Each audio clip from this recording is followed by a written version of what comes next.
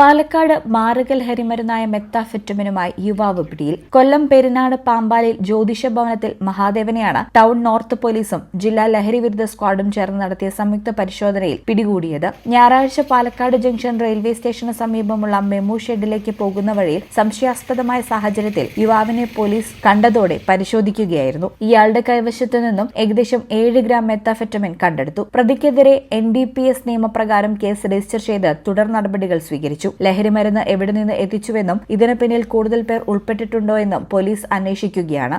ഈ ചാനൽ പാലക്കാട്.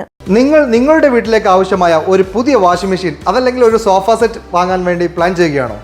പക്ഷേ വലിയ തുക ഒരുമിച്ച് മുടക്കേണ്ടി വരുമോ എന്ന് പേടിച്ച് നിങ്ങളുടെ ആഗ്രഹം മാറ്റിവെക്കുകയാണെങ്കിൽ ഇനി അത് വേണ്ട. പേയ്മെന്റ് ഇവിടെയുണ്ട്. ഇനി റെഡി ക്യാഷ് വേണ്ട, പലിശയും വേണ്ട. അതെ, നിങ്ങൾ കേട്ടത് ശരിയാണ്. പേയ്മെന്റിൽ നിന്നും ഗൃഹോപകരണങ്ങളും ഫർണിച്ചറുകളും വാങ്ങുമ്പോൾ നിങ്ങൾക്ക് പലിശയുടെ ഭാരം ഒട്ടും തന്നെ ഇല്ല. നിങ്ങളുടെ EMI ബിൽ പലിശരഹിതമാക്കാൻ ഞങ്ങളുണ്ട്.